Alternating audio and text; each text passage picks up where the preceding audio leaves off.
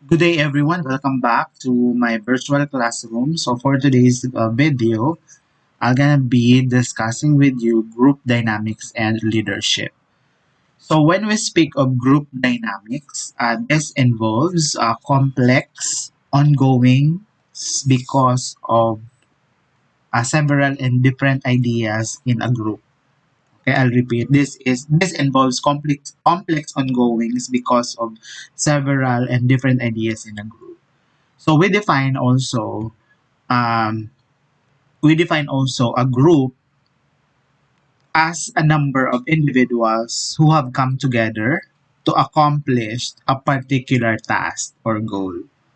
While group dynamics refers to the attitudinal and behavioral characteristics of a group. So, as we know, alam naman natin na group members shares a, a consciousness of membership and interaction.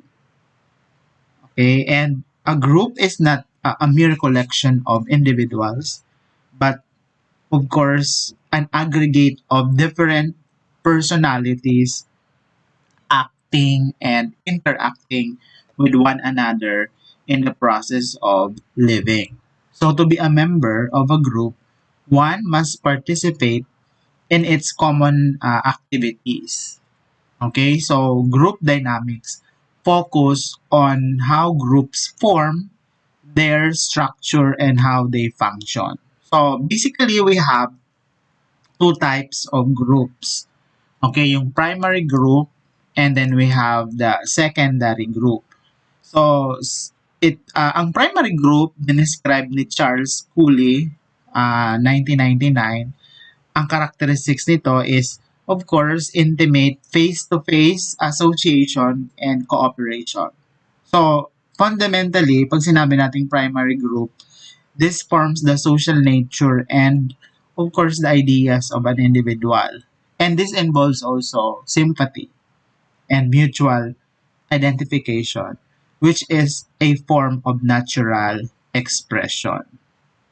Samantalang ang secondary group, according to Cooley, 1999, of course, they have members who are aware of personal relationships and take cognizance of them. But of course, they do not feel that their lives are bound to others except in time of social crisis. So the members may be separated from one another by distance or by lack of personal physical contact. Okay, so maaring magkahiwalay physically. So they can interact through correspondence, okay, the press, the radio, the telephone, and other means. So you'll see the difference ng dalawa, ng primary group sa kanang secondary group. Again, ulitin ko, ang primary group, meron silang characteristics ng intimate face-to-face association. Samantalang ang secondary group, maaring magkaroon ng lacking ng personal physical contact. Okay? So that is the difference between the two groups. Okay. So what about characteristics of groups? So it's there. So we have 6 characteristics of groups. So let's take it one by one. So number 1 is interaction is the pattern of mutual influence. So ano tong interaction is the pattern of mutual influence? Siyempre nandyan yung physical, yung verbal, yung non-verbal, yung emotional. So ayan. And of course number 2, structure is a stable pattern of relationship. Ano naman ang ibig sabihin ng structure is a stable pattern of relationship? So, anuhin natin sa tatlo. So, una, meron silang mga roles. Okay, roles deal with of course, the behavior expected of members in a given position. Okay? So, anong position mo sa group? And number 2, norms are the rules that identify, and of course, it describes the appropriate behavior for the group. Okay?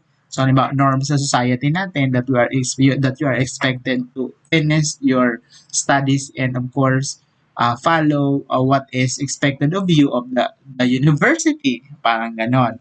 And of course, meron ding tinatawag yung pangatlo sa structure is the intermember relations. Okay, ano tong intermember relations? From the word intermember. So, authority and communication. So, of course, meron nagli-lead. So, merong authority yan. And of course, communication. The constant communication is a two-way process, sabi nga. Okay? So, that's number 2. Ano naman ang number 3? Goals are the reasons for existence. This is very true naman sa groups. Okay? Goals are the reason for existence. Meron kayong main goal. Kasi kung wala naman kayong main goal, bakit pa kayo bumuo ng grupo?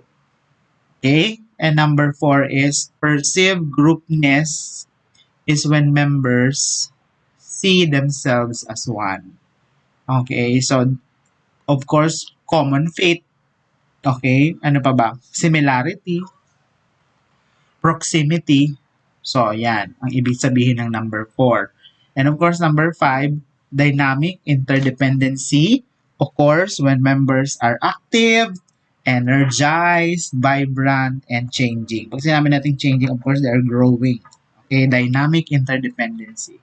They are growing.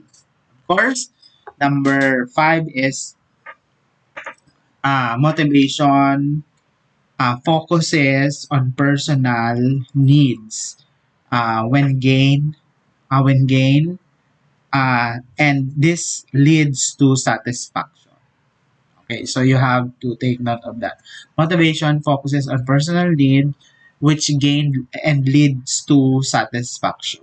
So every group has of course goals, and for them to be able to materialize the goals, of course, they should be motivated. Okay, so that's the characteristics of groups. Okay, we have kinds of groups. So we have 3.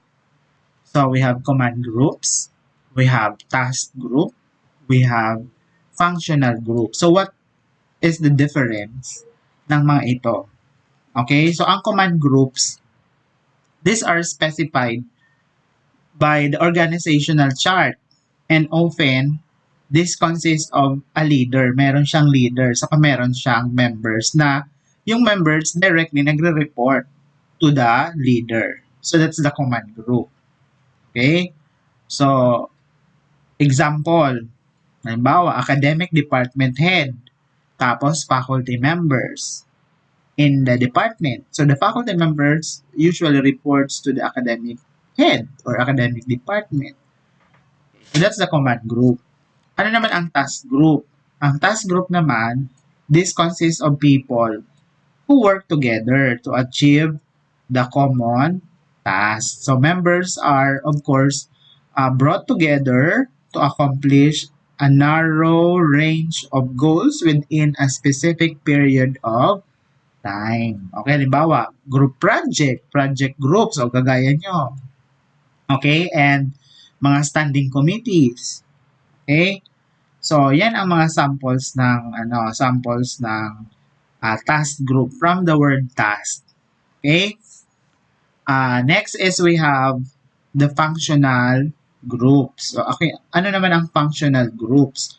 Ang functional groups naman are created by an organization to, of course, accomplish the specific goals within a specific time frame din, and they continue to function even after their original goals and objectives. Kahit na na-achieve na nila yung goal na yun, continue pa rin sila. Kaya tinawag silang functional groups. Example, marketing department, sales department, these are functional groups. They continue to function. Okay? So, kung merong formal, so meron ding informal. Okay, kinds of informal groups. Ito naman, ang kinds of informal groups, interest groups, then we have friendship groups, then we have reference groups, and informal groups. So, isa-isayin natin to, and then we are going to differentiate the function of these groups. Okay, so ang interest group usually continue over time and may last longer than the informal groups, other informal groups. Okay, so the goals and objectives of the interest group are specific to each group and may not be related to organizational goals and objective. Example ng interest group.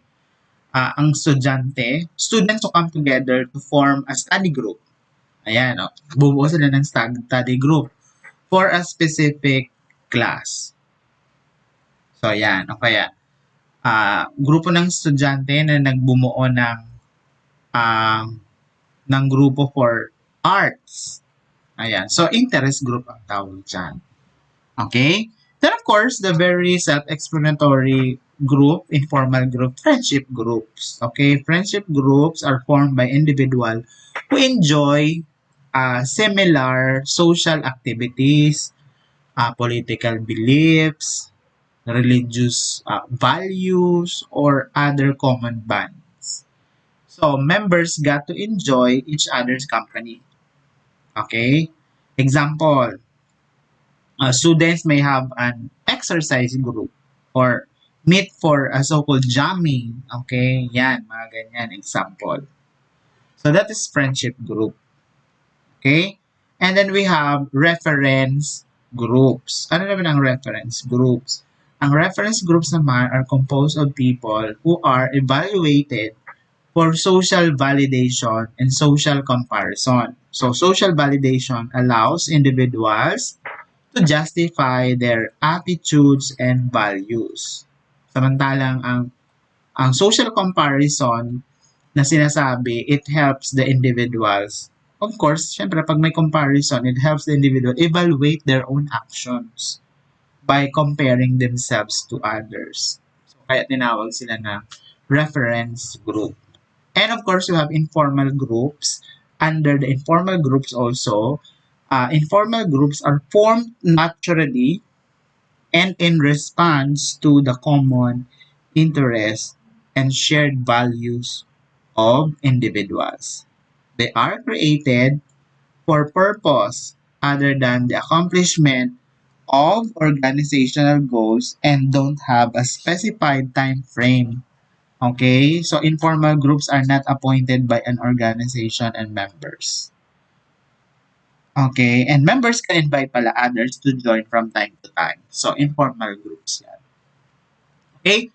So that's it for today. So next video will be I will be discussing with you about a leader and leadership, different types or qualities of a leader rather, and what are the qualities, indispensable qualities of a leader. Okay, so I hope you learned something today. So please do not forget to subscribe to this channel.